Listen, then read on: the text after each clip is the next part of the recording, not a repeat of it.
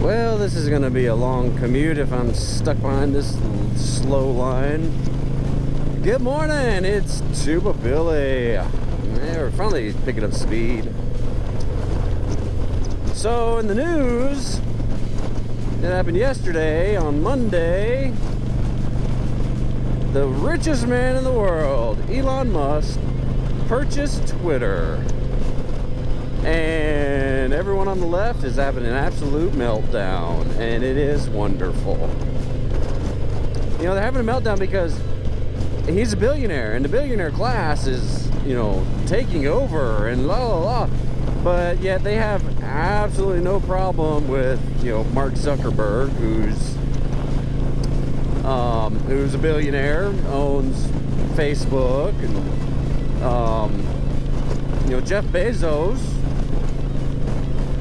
you know, Amazon.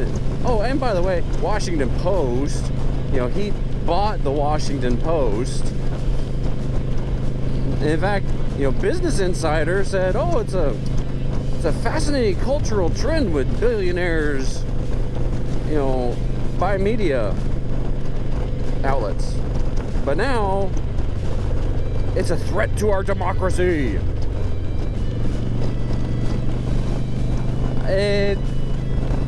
But you know what? You know what is a threat to our democracy? Social media platforms, which have become the public town square, are now an arm of the Democratic Party. You know, you look who and which side of the political aisle more people have been banned, silenced, censored, what have you. Yeah, most of the right. You know, when Twitter removes the sitting president of the United States from their Facebook or from their Twitter page, like totally off of Twitter, lifetime ban. And then all the other social media platforms do the same. That's scary. Someone who's arguably the most powerful man in the world kicked off of social media, and you say, it's because he was spreading hate. No. He just said mean things. Was he a very, or is Trump a very flowery speaker? No, he is not. He's egotistical. He's a narcissist. Very crude and brash and abrasive. But he said what he's gonna do, and he did it.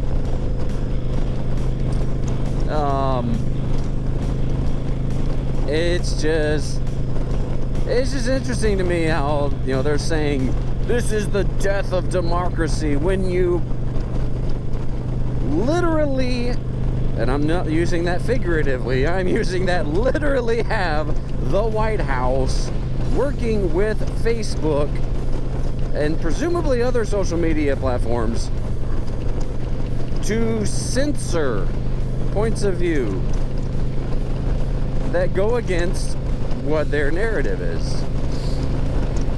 I mean, gosh, remember back when you couldn't even mention if COVID came from a lab leak?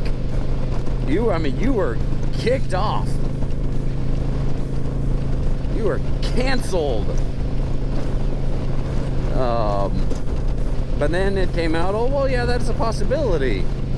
Remember when Hunter Biden's laptop was Russian misinformation, a Russian hoax? There's no truth behind that. There's no truth. Well, now it turns out, New York Post, it is true. It's all true. Huh. It's almost like the social media platforms are trying to influence elections. Which, guess what? They did. all that stuff came out during the election. So you can't have your cake and eat it too. Free speech is free speech. The First Amendment is the First Amendment for a reason. The Second Amendment is so if the First Amendment fails. But First Amendment, freedom of the press, free speech, freedom of religion. And yeah, before you argue, it's just the government, the Congress shall not pass any laws, Well, guess what? You have the most powerful branch in the government, well, arguably the most powerful branch, the executive branch, working with those social media platforms to tell them what posts to flag, what posts to ban, what posts to, censor. And when a government works with a private company to bring about their political agenda, what's that definition? Oh yeah, fascism. There you go. So the man you were saying was a fascist for 4 years. Turns out he's not a fascist. So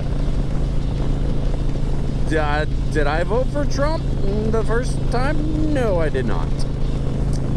I didn't vote for Hillary. I voted for who I thought stood up for my values. Turns out it was, whatever. Kind of a disappointment, but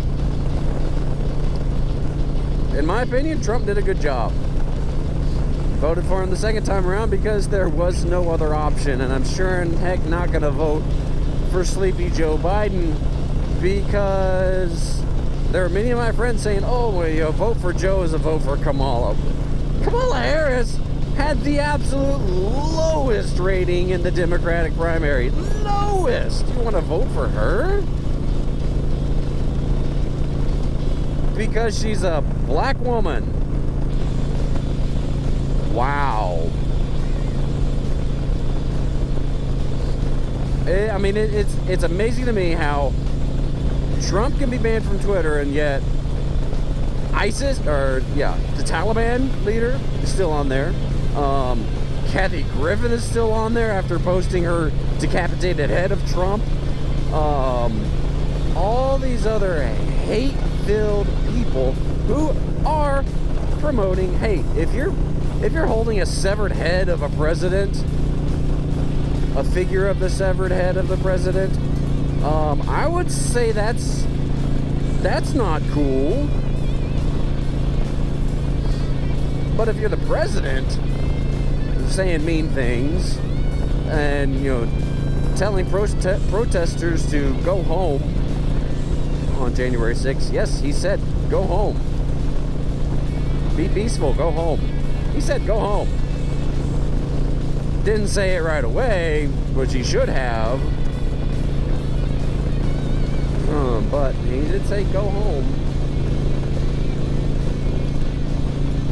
It's just,